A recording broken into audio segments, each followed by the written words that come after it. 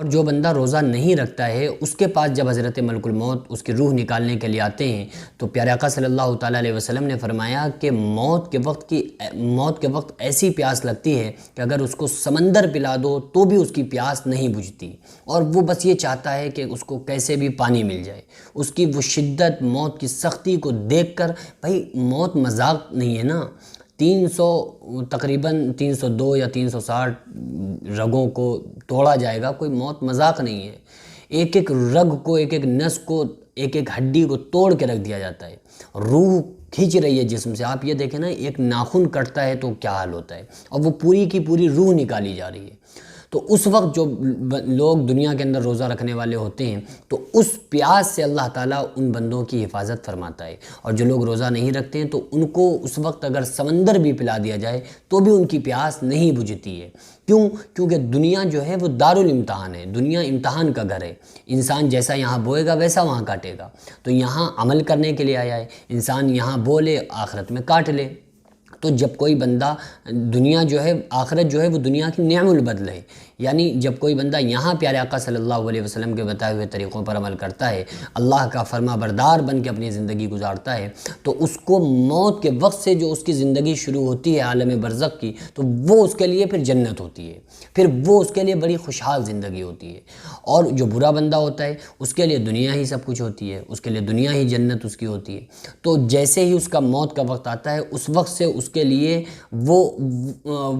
جیسے ہی اس کا موت کا وقت آتا ہے، قریب آتا ہے، اس وقت سے ہی وہ زمین کی ذلتوں، رسوائیوں میں، پستیوں میں گرتا چلا جاتا ہے۔ پھر اس کا خطرناک وقت شروع ہوتا ہے، برے بندے کا موت کے وقت سے خطرناک وقت، برا وقت شروع ہوتا ہے، اور اچھے بندے کا موت کے وقت سے اچھا وقت شروع ہوتا ہے، کیونکہ اس نے پیارے آقا صلی اللہ علیہ وسلم کے بتائے ہوئے طریقوں پر عمل کیا، تو اب وہ جنت کی تیاری میں جا رہا ہے، اب وہ جنت کی طرف جا رہا ہے۔ اللہ فرما رہا ہے نا، وَسَارِعُوا إِلَىٰ مَغْفِرَةٍ مِّن رَّبِّكُمْ وَجَنَّةٍ عَرْضُهَا السَّمَاوَاتُ وَالْأَرْضُ۔ اے لوگوں، ایسی جنت کی طرف دوڑو جس کی چوڑائی اور لمبائی آسمان و زمین کے برابر ہے، اور اپنے رب کی مغفرت کی طرف دوڑو۔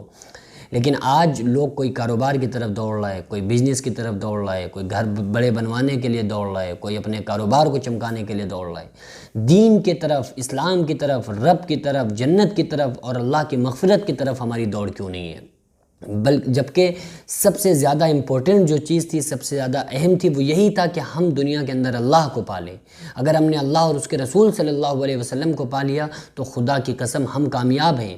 موت ہمارے لیے بہترین میسیج ہوگا۔ حضرت ملک الموت کو بھی، حضرت ملک الموت، موت کا فرشتہ بھی فخر کرے گا۔ لیکن اگر ہم نے برے کام کیے تو پھر حضرت ملک الموت کو ہی نہ ترس آئے گا۔ جب احکم الحاکمین، ارحم الراحمین اللہ کی ذات کو رحم نہیں آئے گا تو حضرت ملک الموت کو کیسے رحم آئے گا؟ قیامت کے دن جب مجرموں کو پکڑا جائے گا نا، تو عورتوں کو پکڑا جائے گا بالوں سے، بال ان کے پکڑے جائیں گے، چوٹی پکڑی جائے گی، اور مردوں کو جو پکڑا جائے گا وہ ٹھوڑی کے اندر، منہ کے اندر ہاتھ ڈال کے ان کو پکڑا جائے گا۔ تو وہ کہیں گے مجھ پہ رحم کرو، تو وہ فرشتے کیا کہیں گے؟ جو سب سے بڑے رحمان نے آج رحم نہیں کیا تو ہم تم پہ کیسے رحم کریں؟ تو اس لیے ہم سارے لوگ ایسے کام کریں کہ ہم پہ اللہ ہمیشہ رحم کرتا رہے، اور صرف دنیا میں نہیں بلکہ ہمیں آخرت میں اور موت کے وقت ہم سارے لوگوں کو خطرناک موت کے وقت کی پیاس سے ہماری حفاظت فرمائے، قبر کی سختی سے ہماری حفاظت فرمائے۔ تو ہمارا جو ٹارگٹ ہونا چاہیے وہ آخرت ہونا چاہیے۔ ہم دنیا میں ایسے رہیں جیسے دنیا میں رہیں، لیکن دنیا سے الگ رہیں، یعنی کہ دنیا داروں سے الگ رہیں۔